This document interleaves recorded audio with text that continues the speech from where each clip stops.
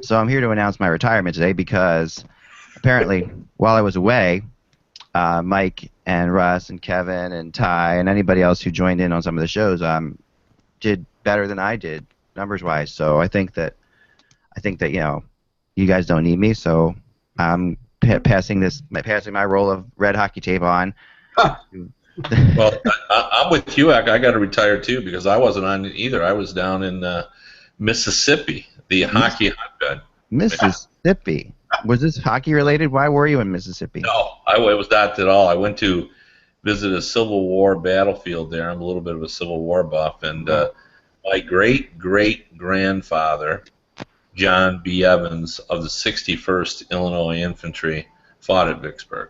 Oh, wow. And he, along with another distant relative named Anthony Truckee, basically they were my grandmother's. It was my grandmother's grandfather and her, I think, like uncle, who fought for the Illinois. But anyway, I went just because of the battlefield. But while I was there, it turns out that the great state of Illinois, in 1899, decided to put a monument up at the battlefield to commemorate. There was a lot of Illinois soldiers that fought there. They decided to list every one of them. So I actually was able to locate my great-great-grandfather's name on the Illinois monument, having fought at that battle. So it was, and I didn't go down there to see that. It was just sort of a bonus that I was able to. Wow, that's awesome. I just love the ironies of history. The fact that Vicksburg in the west and Gettysburg in the east happened on the same. The first week of July in 1863, and they were both considered the turning points in each area of the war. So it's I basically have a master's in history, so I love things like that. Wow, that's cool. Yeah, we do have a couple political people on the. We had a little political discussion beforehand about Donald Trump that we won't get into with you guys. Yeah, please let's not. You don't want my opinion on him. I'm jaded. Yeah, I worked in his organization. You don't want that. You did? I didn't know that. He is a hotel person. Well, I knew you were a hotel person back in your day, but yeah, wow, I didn't know with Trump. By the way, when is back in the day? Does anyone have back in the day? It's a good question. Is that 20 years before, or is that 10 or 20? Yeah. Yeah. Okay. Yeah, I think 10. Right. My son, who's 10, used this term the other day. Back in the day, Dad, I'm like, you're 10. How could anything be back in the day for you? Yeah, I can't quite figure out what that means. So that's a good expression. I don't have to figure out where that comes from. Well, I'll tell you that one of my friends has teenage children still, and he was telling me that he was telling a story, and one of his children said to him, "Dad, that just sounds so quaint." And it was something that happened, 10 years ago, and I thought, "Holy cow!" But my adult children use back in the day too, back in the day when I was growing up. I was saying, "You're still growing up. You're in your 20s." You're in your 20s. You are still growing up. I guess I don't know, mid-40s. You definitely have a back in the day. Yeah. One of the nice things about doing this for a living and people knowing that I talk about hockey and write about hockey is that if anybody has hockey memorabilia that they want to get rid of, they give it to me. There's a neighbor of mine who is moving out of a house in downtown Buffalo, and he's given me literally dozens of old hockey newses, hockey digests, and goal magazines, which is great. I can go back and read some of the things, but the thing that he gave me over the weekend was probably the best thing. He gave me a ticket from Game 6 of the 1975 Stanley Cup Final, which is the game that Philadelphia won in Buffalo when Bob Kelly scored the insurance goal. Mm-hmm. And he was sitting in the lower section and recognized a player standing in the entrance. It wasn't a player obviously who played for either team. Turned out to be Alex Delvecchio, who was then with the Detroit Red Wings, and he has the Game 6 ticket from '75 autographed by Alex Delvecchio, and he gave it to me. Wow. I love stuff like that. Yeah, did he give you that shirt too? Because back in the day, Bermuda shirts were in. Thanks, Ross. Thank you. Bermuda shirts are still in, man. They're always in. They never go out of style. I bought this at the Gap last year. What are you talking about?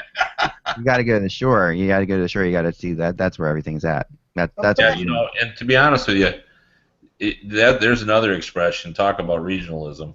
Like you can't say that in the Michigan, where I live. You can't. You can't go, go to the shore. Like what would that mean? You know what I mean? We have like 5 lakes here. Yeah. The great ones, as we like to call them. Nobody goes to the shore. Russ, when you were here in Buffalo a month or so ago, I should have taken you down to the Erie Marina, where there is a beach. It's about 100 feet long. Oh yeah, you should have. That would have been fun. You would have had a good laugh. I refer to it as the 100-foot beach. They just cleared this little area of all the like driftwood and rocks, and there's this little patch of sand. It's so idiotic, but I guess they wanted to say that they had a beach in Buffalo, and now they do. Well, one final thing before we start, we need to get another bet going because this is a stunning development. But I actually did 3 hours of radio this morning. And, I was the co-guest host with Art Regner. He's filling in for Matt Shepard in WDFN, and I went in and did 3 hours with him. But what made it interesting is that this morning, obviously, the news has come out confirming sort of what we all knew anyway, that the Pavel Datsuk's injury will keep him out of the lineup. As he told the Russian reporter, it's a total of 4 or 5 months. So you're talking late November or early December. So on the radio show today, we discussed the idea that what this really means is, if you believe that Zetterberg is done playing center, that you know who the number 1 center of the Red Wings could be this season? Brad Richards. Oh, wow. Yeah. So with that information, I just wonder whether you and Mike want to make another bet this year. Oh, my gosh, you're right. Wow, 50 yeah. Points. 50 points. Wow, let's talk about that. Let's start the show and talk about that. I like that. That's awesome. All right, today's date is...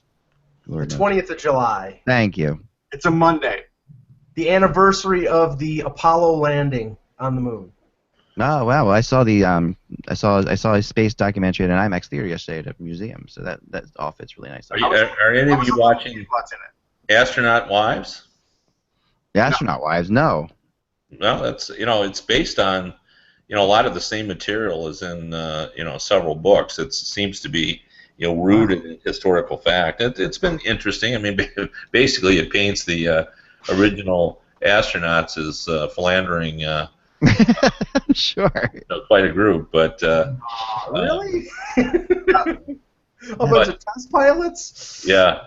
Who would have thought that? Yeah, shocking. Guys that risk their life might also be a little aggressive in the hunting area, but. Anyway, it's interesting, and one of my favorite parts. I don't know if people have read The Right Stuff, which is a tremendous book. Yeah, I did. And great book. It has that great sequence in it. John Glenn was not very popular with the other astronauts because he was a goody two shoes guy, and they just didn't like him all that much because of that, because he was always trying to get him on the straight and narrow, but. His wife, who had a stuttering problem, wouldn't speak to Lyndon Johnson when he was president, and he told her that she didn't have to speak to the vice president, and NASA said she does, and they basically threatened him with pulling his next flight, and the other astronauts stood up for him and said, well, who are you going to get to fly that, because if John doesn't go up, we're not replacing him. So even though they didn't like him, they stood up. The original good. It's basically the first good dressing room. The first good dressing room. Yeah. They stood up for it. It was a very hockey thing to do. So. It had. I mean, yeah, because there were a lot of astronauts people who wanted to be astronauts. My dad wanted to be an astronaut. He was in the Air Force. He was trying to go for that for a while too. So what you're saying is Lyndon Johnson was John Tortorella?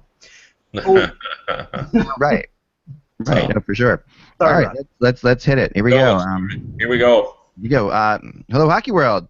How are you? Today is July 20th. It's a Monday, and it's the year 2015. I'm Michael Agello. I'm Russ Cohen from Sportsology. And I'm Kevin Allen from USA Today Sports. And I'm Eklund, and you're watching the Hockey Buzzcast on HockeyBuzz.com. This is the podcast where we come to you every Monday through Friday at 1 o'clock p.m. Eastern Time or thereabouts to give you the news so you don't have to pay attention to what's going on. And we also discuss politics and other things if you catch us in the very beginning of the show. But, yeah, here we are. Thanks so much again, everybody. Last week I had some scare with my son, and everything's okay. I appreciate all the emails I got. So everything is fine. We think everything's fine, at least, and 99% sure everything's fine, so we're going to go with it for now. But thank you guys. There's a lot of relief going on here in my household, so thanks again. And of course to Mike and Russ and Ty and Dan, right? Everybody chipped in last week. Mike, right? Yeah, that's correct. The whole group was here, which is awesome. We really appreciate that. All right, but let's start off with Pavel Datsyuk, Kev, because you had mentioned before in the pre-show that he's out for a while, and that could make Brad Richards the #1 center. So I should be making another bet with Mike, which I do think I would still make. I don't think Brad Richards is going to get. Well, that's scary based on something I want to talk about later today. But Datsyuk's absence obviously affects the team. I mean, Datsyuk is the Red Wings' heart and soul. Yeah, I don't think this is totally unexpected. I think basically what I'd heard, I'd been operating under the assumption that he was gone until at least late November. Okay. So now based on what he told the Russian media, now you're thinking, well, it could be December. If that's the case, that's a little bit longer. But basically the reason that I say that Richards could be the #1 center is, there's a thought in Detroit now that because of Zetterberg's bad back, that it's not as easy for him to play center anymore.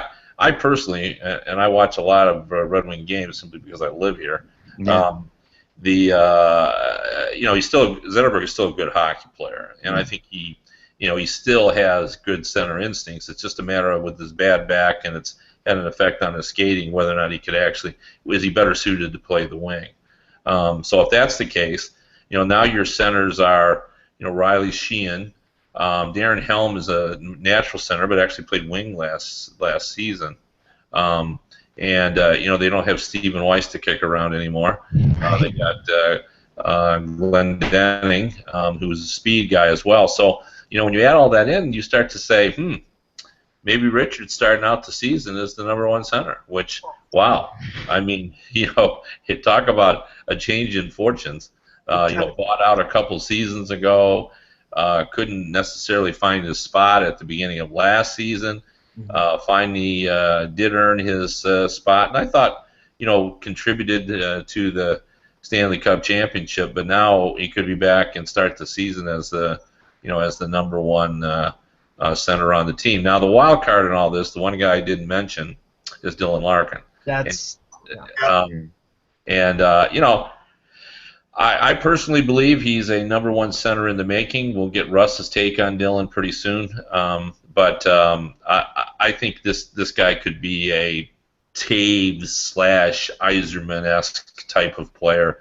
A very classy player, a two-way guy for sure, a tremendous skater. Is he ready to play in the NHL? Probably not. But certainly not ready to be a #1 center. But I think this sort of opens the door to the idea that he could get an opportunity this season. The idea, the Red Wings, more so than any other team, like to put their guys in the minors. Yeah, but who knows? This may open the door. And the coach, of course, had him last year, so that's a good thing. And, yeah. And that will make things a little more comfortable for him. And I think with probably 25 other teams in the NHL, he would have played in the NHL already at this point. Russ, your thoughts? Yeah, I would say normally I would be like pump the brakes, but not with Dylan Larkin. I think he's ready. Yeah. I throw him into that third line center, let him ease into it, and Sheehan's real good too. He was the guy that I was real high on before the draft. I had gotten to see him play, and then high on him in college. So I think if they brought in Larkin, they'd be in much better shape up the middle, and I think they should. I mean, the guy's physically ready. He was the best player, I thought, in the World Juniors. I would love to see it. There's there's still a ton of centers who haven't been signed, but none of them are first line centers. But, and I was just looking through the UFA list. The only guy who you could conceive of being a top 6 guy even as a stopgap until Pavel Datsyuk gets back, is somebody like Derek Roy, and he was a top 6 guy in Edmonton. How about Fleischman? I mean, that's the guy I thought of. Well, he started with the Red Wings, but if you look at their cap situation, I don't see them doing that. But that doesn't. Well, there's no. I mean, that's on the topic we'll get into today too. I mean, the cap situations are really insane right now, and we've really reached a. But he'll play the part, Yeah, I mean, we've really reached a tipping point of sorts, I think. Oh yeah. Finally, and at a spot I thought we'd all reach, I don't know, 8 or 9 years ago when they first put the salary cap. I thought this would be a problem, but it wasn't. And yet now there are, I think, more players right now that are NHL players and that aren't signed than I can ever remember at this point in July. That these. I mean, we're not talking top 6. We're talking bottom 6 players and serious players. I mean, some players who can definitely help you. I mean, there's some good players out there, to be sure. I think some teams are going to get some bargains, to be sure. I think you're going to find, and that's happened in previous seasons, but not to this extent. Now all of a sudden. But what I'm hearing too, and I think this is a story that we're going to start to see written over the next couple of seasons. This idea, I keep saying, hey, it won't be long before we're going to be at a cap that's going to be $80-some million. And I've talked to at least 3 general managers this summer who believe that, that's going to happen. And you know what? The teams can't deal with some teams can't deal with the floor of that. The revenues are not evenly distributed. It's not a democratic division of revenue in the NHL, and it's going to be hard for teams to have the revenue to support the floor on that when it gets up over $80 million. So. Well, I thought the most interesting thing over the weekend was the numbers that came out in terms of arbitration for Craig Smith from Nashville. The Predators, I guess, their amount was $3 million. His amount was $4.75. Now, he scored 20-plus goals 2 years in a row, but when you have almost a $2 million gap between what the team is looking for and what the player is looking for, I mean, more than likely they're going to meet in the middle and they're going to settle, because most of these get settled. But I think there's a possibility here with some of the other players out there that these teams decide, possibly to walk away. Yeah. And I know you were talking about that in your blog, Act, but the one that came up during the week, last week, was Marcus Johansson from the Capitals. They've got Holtby and they have Johansson. They're $10 million or so under the cap, and Holtby is either on a long-term deal or on a short-term deal going to get around $6 million. So do they want to spend most of the rest of their available cap space on Johansson when they have Oshie, when they added Justin Williams, and they have some young guys coming up? They might not want to. Yeah, I mean, the Justin Williams signing is a little bit strange in that context, Mike, and that's what I keep going back to. I've talked to people, who always say, "Oh, you should pay attention to the salary cap." Well, if I was paying attention to the salary cap, I wouldn't see any reason the Caps would sign Justin Williams. That's but they did, and like you say, Holtby and Johansson. I mean, they're the team that's in the biggest trouble here. I mean, Colin Wilson's a Predator; he's a big player that they have to sign as well for them. And Craig Smith is today, right? And his Craig Smith arbitration is going on as we speak. I mean, they could walk away from Craig Smith, perhaps. But they don't want to. Yeah, they're not walking away from Craig Smith. No, but here's the thing, though. What they haven't really addressed in this CBA, and I've not seen anything on it, is the fact that, in the NFL, you'll get a guy who will restructure his deal so they can fit more guys in under the cap, and that doesn't seem to exist in the NHL, and we're all saying why. Why doesn't that exist?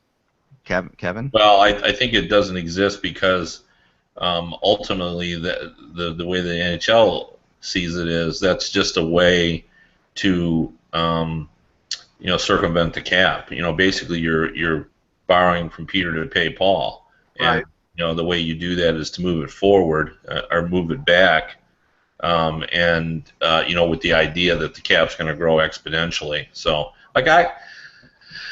I guess I was a cap guy. I think the cap has helped the league. It's made it more competitive, and I think you do have to help teams, stay financially solvent, because otherwise they just go crazy.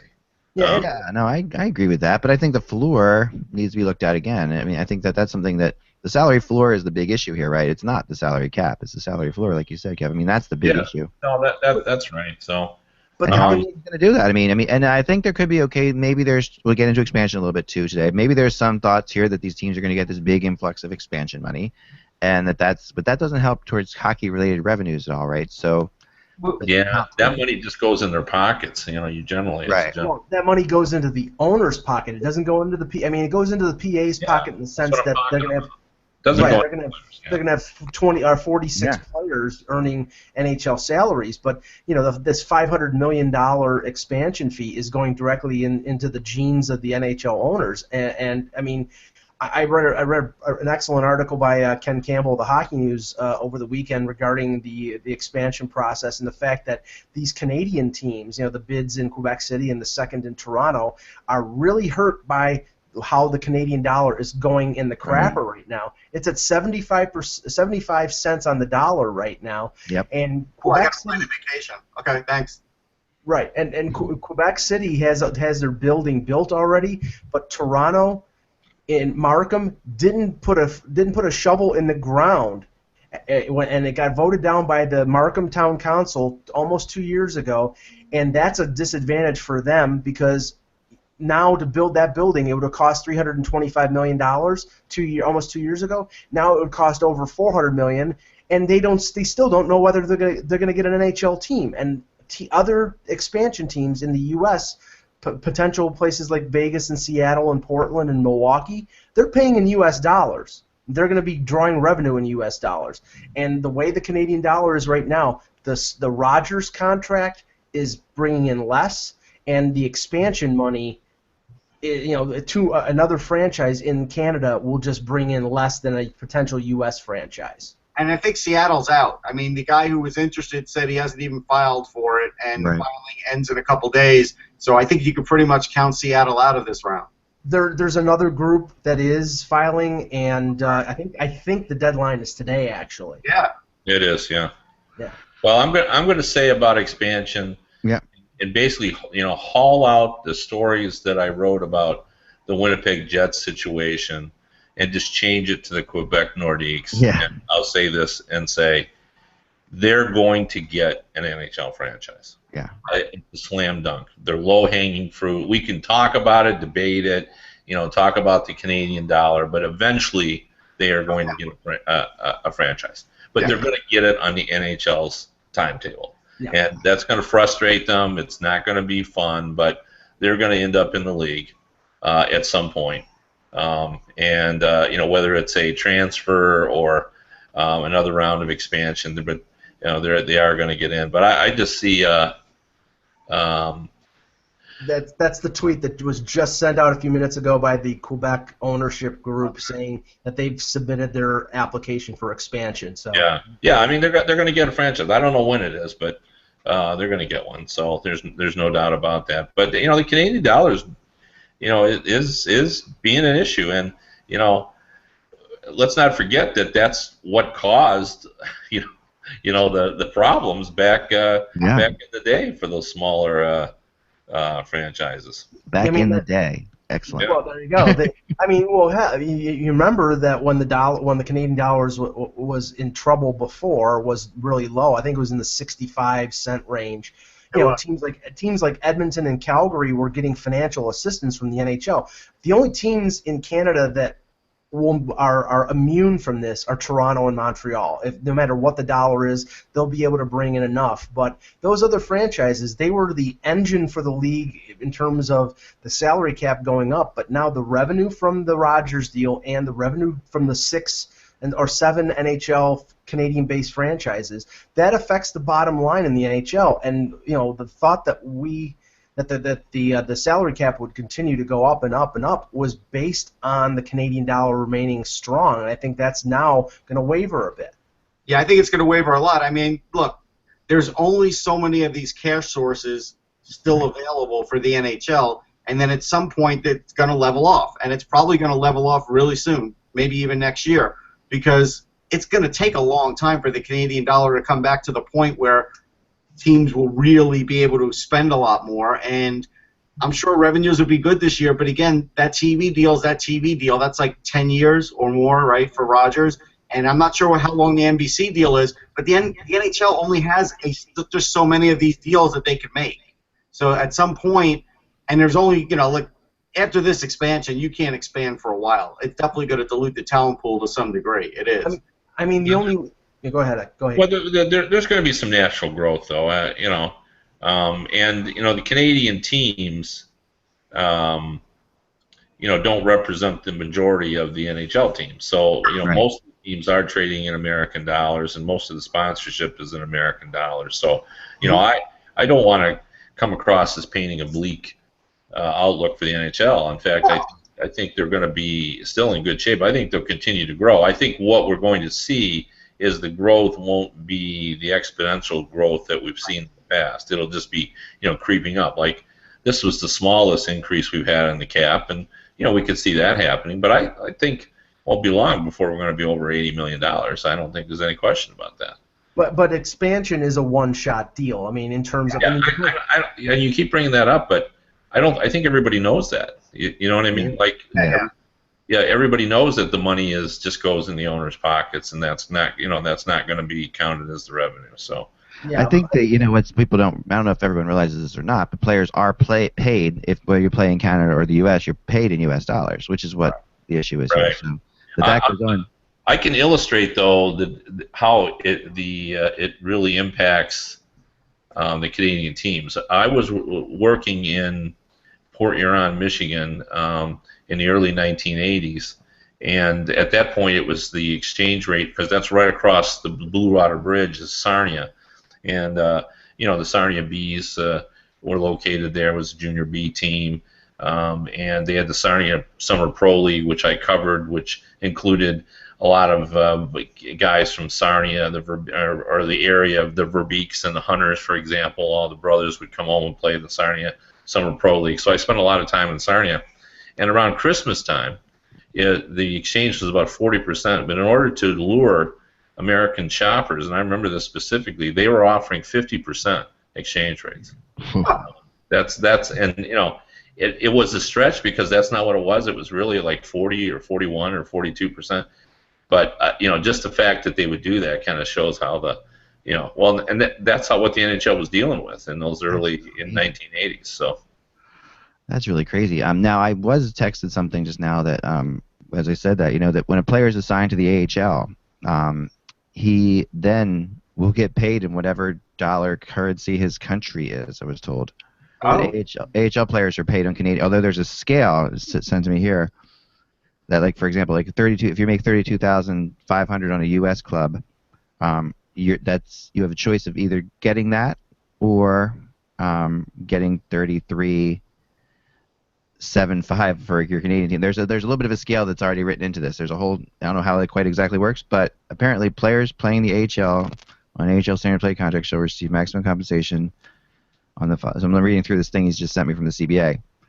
But yeah, I guess you have the option. I guess you have the option when you get sent to an AHL team. But I'll tell you what the tough part is when you get sent to the AHL. Now with their Western expansion, some of the cost of living there is high.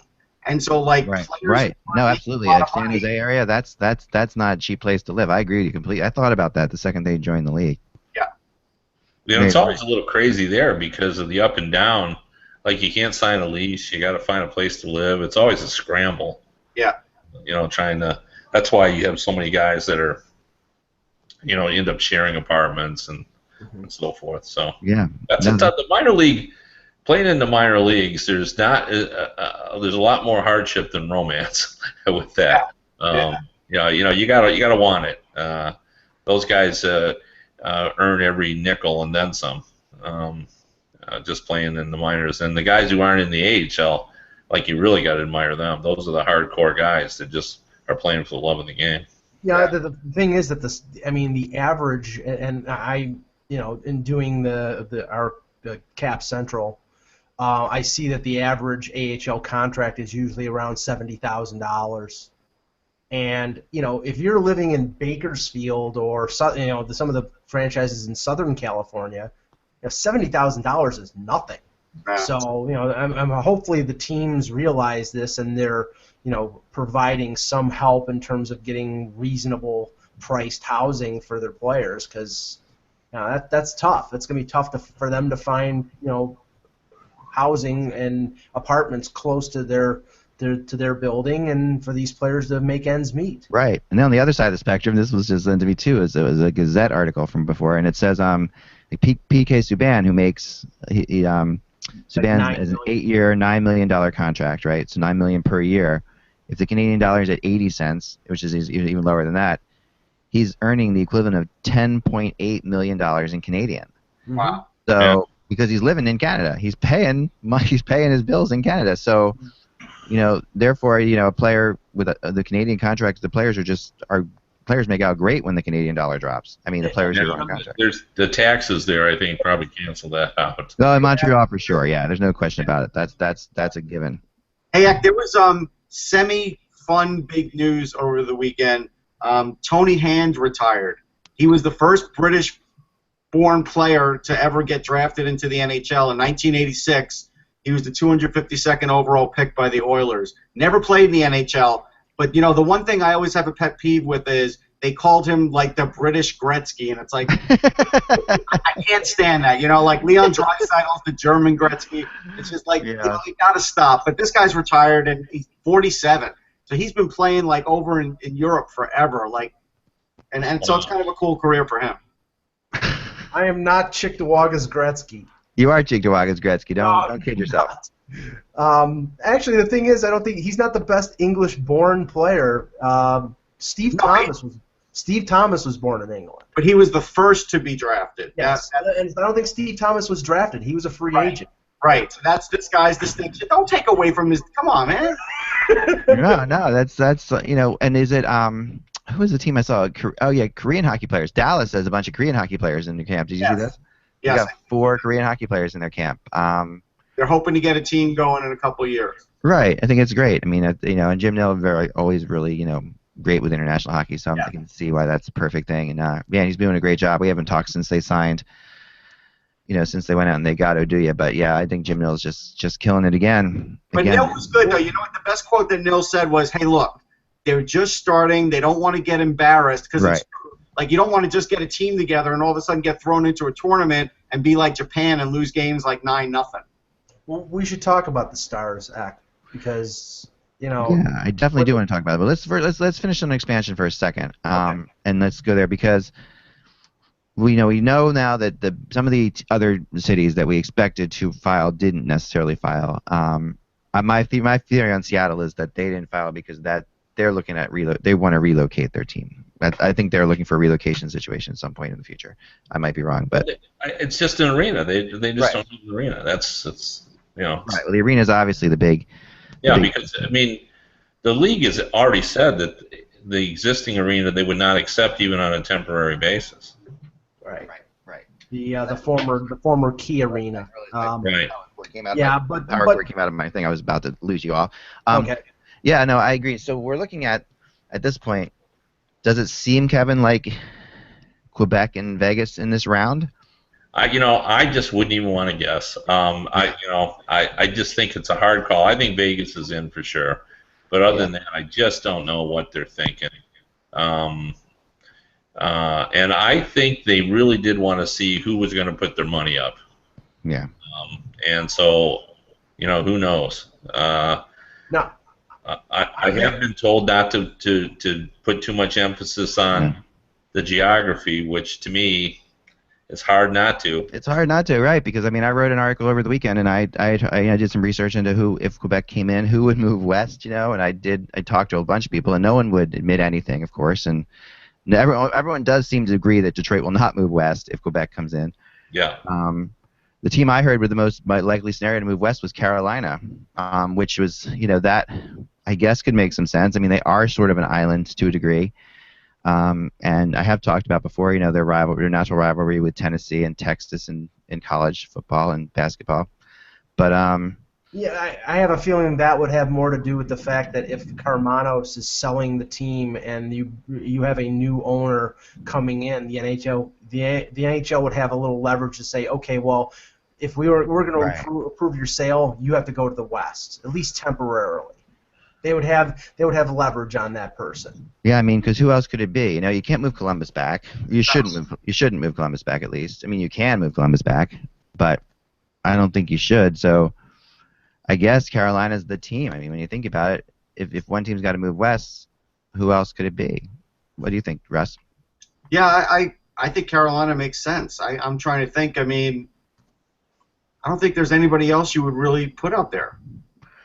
No, I mean, the Florida teams have to stay together, obviously, so that kind of eliminates them. You know, Washington, you're not going to move Washington to the west. You're not going to move Pittsburgh to the west, obviously. You know, because those are old expansion. You know, and like you said, the Carolina Hurricanes are up for sale. That could be something that they say, hey, you're going to have to move west. Yep. Because the obviously thing here is they want to go to 32 teams. Although I also heard again Eric Duhashik's idea of 3 conferences also possibly happening, of them possibly going that direction. But even then, I wonder how that works. You know. Well, well, I mean, I've also heard they might take one team too. So. Right. Then they wouldn't have to move anyone, and I think everything is on the table. Like I don't think there is a master plan here that's already been formalized behind the scenes. I think they were waiting to see who got their bids together.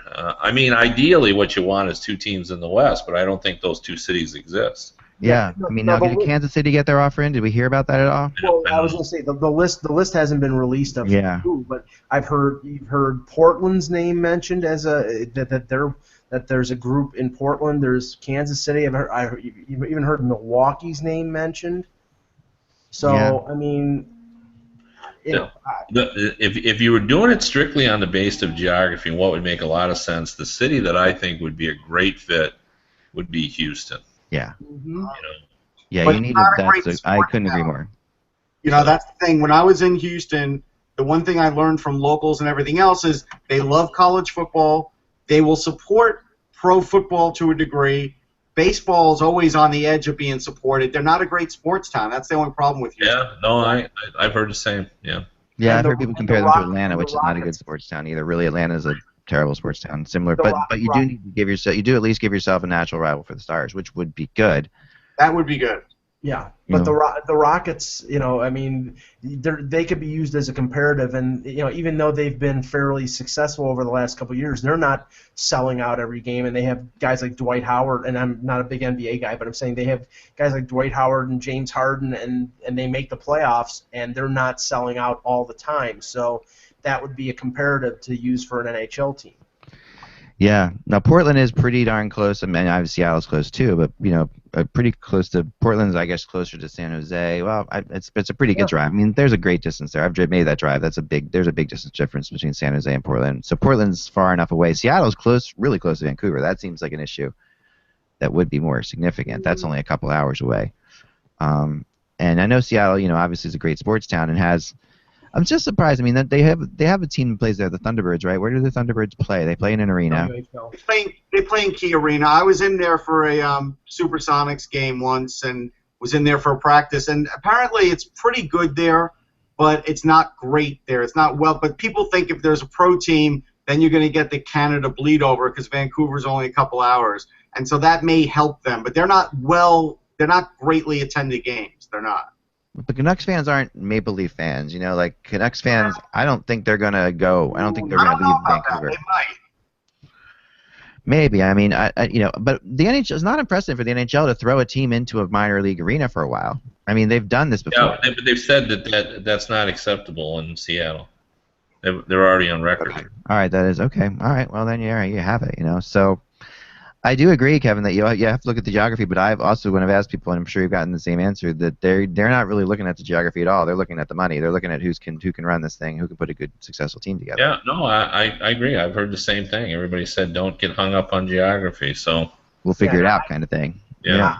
I don't know if Paul Allen is part of the Portland bid. If there is if there is a Portland bid, I know that the Kansas City. When there were rumors of a Kansas City bid, that it was the son of Lamar Hunt who was interested, and you know, I think he has. He's no longer interested. He basically said. Yeah, he sent a statement out before 2 or 3 weeks ago. He put a statement out. And then there's also a group from Hartford, right? That I heard too. at Hartford. Hartford has no shot. Yeah, I know, but and I'm not surprised. There's a lot of people up in Connecticut who, and the Whalers fans. I think there's more now than there were when the team existed. I mean, it feels like that, doesn't it? I mean, the Whalers fans are everywhere, but when the team existed, there are not enough fans. There are really not enough fans in that area, honestly. Yeah. Go to an NWHL game. Yeah, I know exactly. I mean, I've been to the mall there. I've seen games there. It's all good. I love them all. I miss them all. Yeah, I do too. I mean, and I love the song. I mean, there's so much about the Hartford Whalers definitely grab at the sentimental heartstrings for some reason. The song, the uniforms were awesome. I mean, let's admit that logo was one of the best logos in sports. Yep. And enemy of the brass bonanza, Brian Burke. Right. I mean, so much, and and Burke being there, and all the stuff that went on. And there's just so many great things, great memories with Hartford. It's had so much more character than Carolina, who even won a Stanley Cup. I mean, there's so much more. There's so much more remembered by the. I remember going to Game 7 in Carolina and talking to a group of Hartford Whalers fans who were there, because this was their chance to win a Stanley Cup, and they were all in their Whalers stuff, jumping up and down when the game ended. I mean, the Nordiques and the Whalers both have a definite, cachet as far as sentimentality goes around the NHL. It's two places, so that's why I don't think you can totally take the bid out of question, but it does. I think Quebec and Vegas look like the places that they would go. I mean, that there doesn't seem to be many other options. I mean, Kansas City. The problem with Kansas City, I've talked to people about this. Maybe you've heard different, Kevin, but I've talked to people about Kansas City, and the scouts thing went so poorly that it really held on the NHL highly. And then you combine that with Atlanta failing twice, and their idea of going back to Atlanta to see if it would work, and then not working again. Going back to Kansas City feels like Atlanta to people. Yeah, but it's such a long time ago. But I just don't sense, a great love for the idea. I feel like they feel that Kansas City just would be a good spot as if they ever got in a bind and they had to move a team and right. So. Yeah, it does feel like that. I agree because they have a nice arena deal. They have all that stuff. It's good. It's easy. It's an easy place to move a team in a hurry. It's their safety school. Right.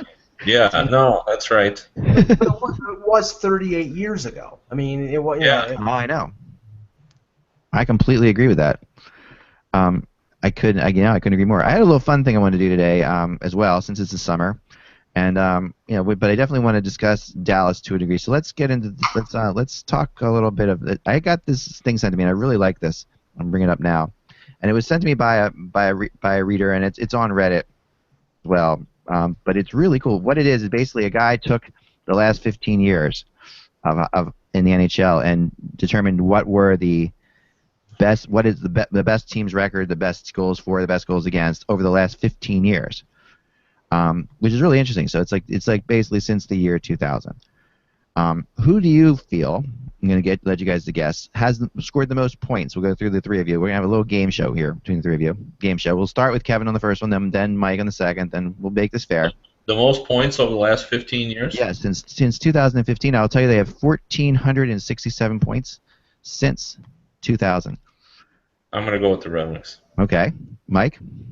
Oh, this is not an individual player. This is. No. This is a team. A team with the most points. These are team statistics. Yeah, I think I would go with the Red Wings. Russ. I'm going to go Pittsburgh Penguins. All right. Well, the Mike and Kevin would be correct. It is the Detroit Red Wings. 1467, and they've also won the most playoff games since then, which is kind of interesting as well. Who has the least points in the NHL since 2014? This will start with you, Mike. This I think is really a good one too. It's didn't quite expect this. 10,040 points, so they've had 400 plus less points than the Red Wings over the last 15 years. Mike? Boy. The Toronto Maple Leafs. All right. Russ? Florida Panthers. Okay. Kevin? Florida Panthers. None of you are correct. The team with the worst record over the last 15 years is the Columbus Blue Jackets. Oh. 10,040 points. All right. Now, what team has gone to the shootout and overtime the most over the last 15 years? Russ, so far we have it's Kevin and Mike both have 1 point apiece. Who do you think, Russ? The team with the most shootouts?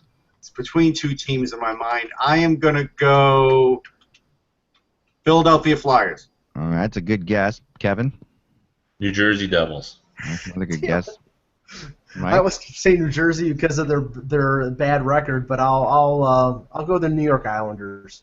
None of you are correct. Over the last 15 years, the team with 99 times that they've gone to shootout or overtime is the Carolina Hurricanes.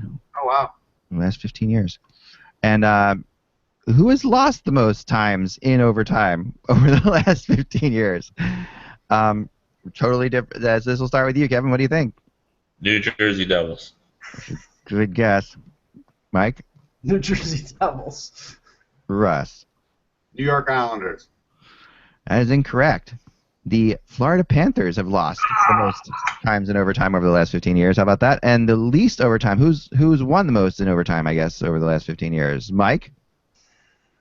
The Chicago Blackhawks. All right. Russ? Won the most. Montreal Canadiens. Okay. Pittsburgh Penguins. None of you are correct. The best overtime record over the last 15 years belongs to the Colorado Avalanche. How about that? We suck. All right. A couple more here for you, and then to find couple more for you. We'll start the most goals scored over the last 15 years. So that would be the most goals scored over the last 15 years. Starting with you, Kevin. Or no, starting with Mike, right? I'm sorry, Mike. Now, we're still talking team, or are we talking team? These are all teams things. Yes. Most goals. I'll go Pittsburgh. Okay, Russ. Let me go Los Angeles Kings. Okay, Kevin. Yeah. The problem is the Penguins had some pretty rough years there. Yeah. I'm gonna go the Red Wings. You are correct, Kevin. The Red Wings. 3,458 goals scored over the last 15 years. And what is the best defensive team over the last 15 years? The least amount of goals allowed. Russ? I'll go New York Rangers. All right, Kevin. New Jersey Devils. Okay, Kevin's going to get the Devils eventually. Mike?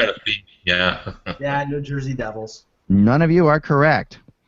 The team with the best goals against over the last 15 years is shockingly the Florida Panthers. Yeah, Luongo. Well, 2,801 goals they've allowed. Oh, I'm sorry, that's wrong. I read this wrong. That is the team with the least goals for. I'm sorry. They've scored the least amount of goals. I apologize. I stink at these games. Sorry. The most goals against, which you just guessed, you were also incorrect. All of you were incorrect anyway. You didn't get it right anyway. Was the Atlanta Thrashers / Winnipeg Jets. Well, you never asked us the most goals against. You asked us the least goals against. Least goals I did give you. That's right. I never asked you that. Shoot. Oh, well, I screwed that up. Crap this. The least goals against was indeed the New Jersey Devils. I'm sorry. I'm an idiot. Kevin was right again. Kevin wins this game of ours. And killed it. Shockingly. So today, Kevin, I'm going to give you a little star over here on the board. And you have won, indeed, our game. All set. And anyway, Kevin, give us your thoughts on Dallas before we get out of here today.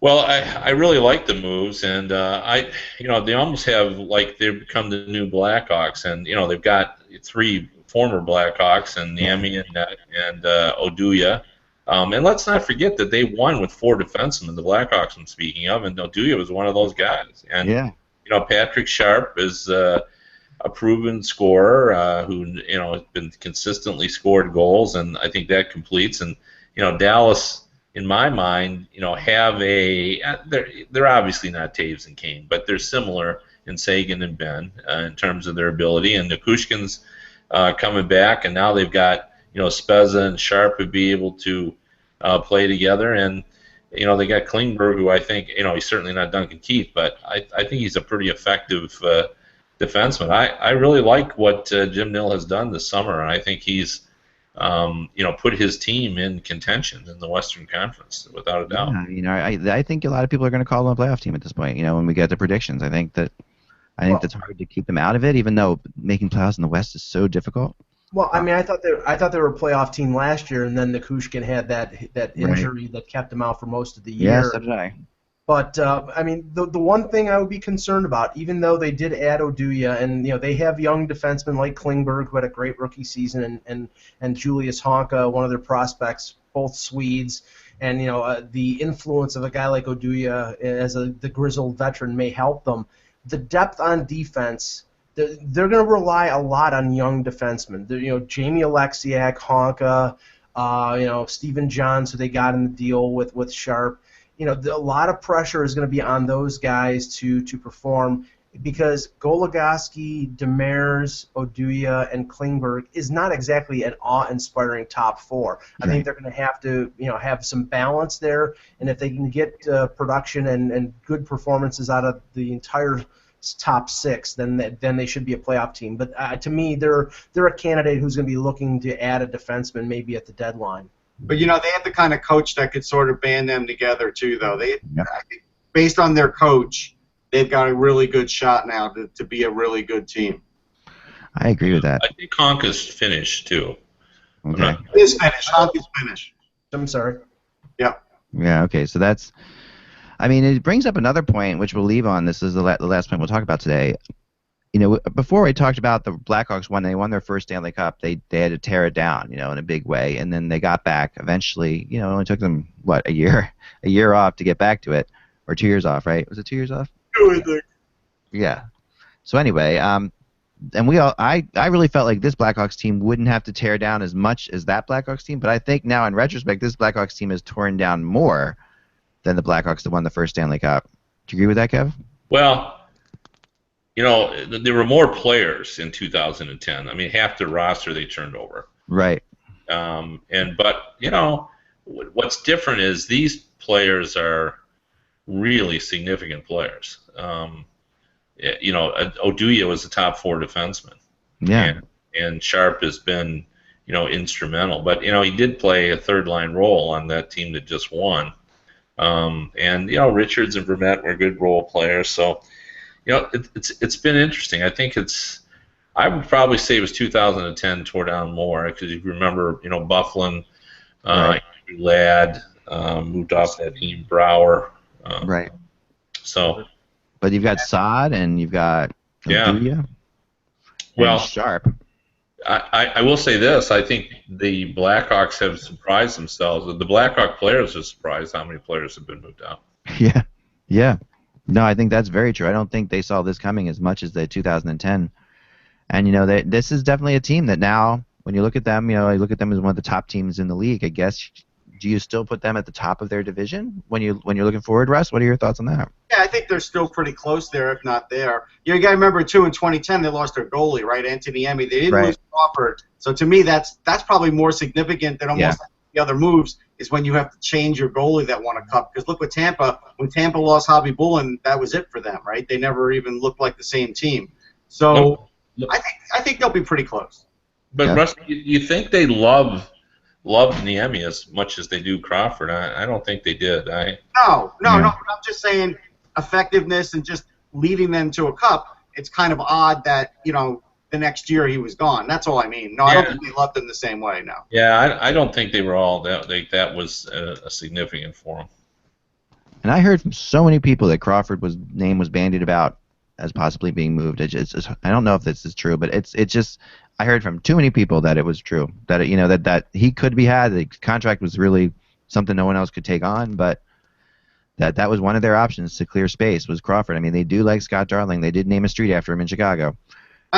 We do have one more thing we should say. That Marty St. Louis got a press conference going on now where he's formally announced his retirement after 16 years in the NHL. Rumor is he might get a job with the Rangers. I haven't heard any formal anything on that yet. Yeah, this is I mean, that's a really good point. Thanks for bringing that up, Russ. Marty was such a class guy, and I got to hang out with him once after an All-Star game where I went out with him, Tim Thomas, and a player agent and a couple other people. And it was just as down to earth as possible. Marty St. Louis, just really down to earth. And I know there was a lot of stuff that went down in Tampa that sort of, and even his not appreciating being kept off the Olympic team. There was a lot of stuff late in his career that went down, but I still think at the end of the day, one of the class characters. Kevin, your thought?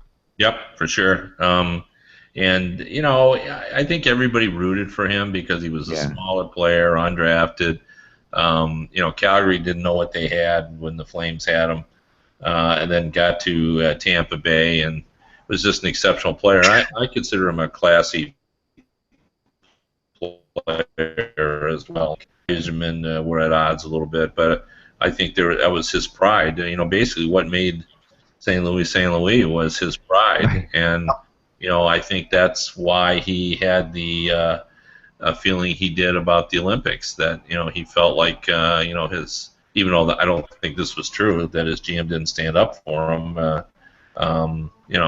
He believed he deserved to be on the Olympic team.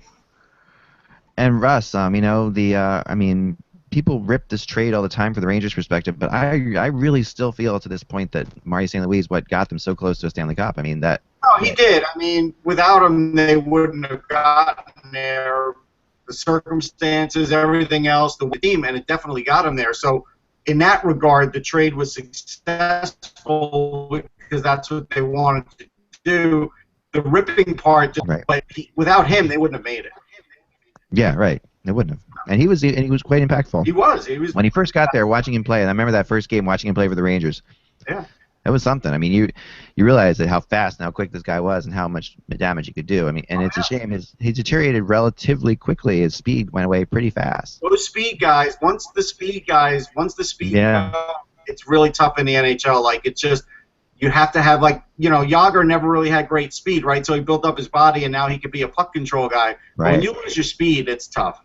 Oh, for sure. Well, I really appreciate you guys jumping on today, and thanks for watching the Hockey Buzzcast on this Monday in July. We hope your summer's going well, and we're going to be back again tomorrow discussing more. And at some point this week, when we have everybody on, I'm going to find everybody's schedule because I really want to do this. I want to do the opposite awards. I thought about this idea a lot while I was away, meaning we would give the opposite award for everything.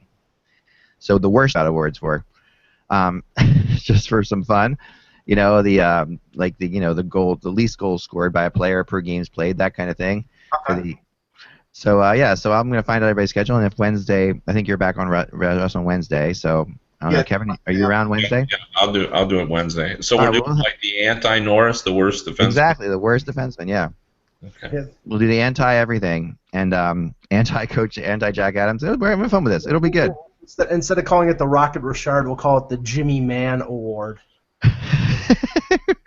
And with that obscure reference, very good, Mike. Explain Jimmy Man. I don't even know what you're talking about. Jimmy Man was a enforcer for the Winnipeg Jets in the late 70s and early 80s. I think he may have scored 2 goals in his NHL career. So I was saying the opposite of Rocket Richard, and Jimmy Man was the one who just popped in the top of my head. And someone has to figure out the opposite of the Lady Bang. So we'll have some fun with it. So there you go. All right, guys. Remember, without the buzz, it is just hockey. We'll talk to you tomorrow.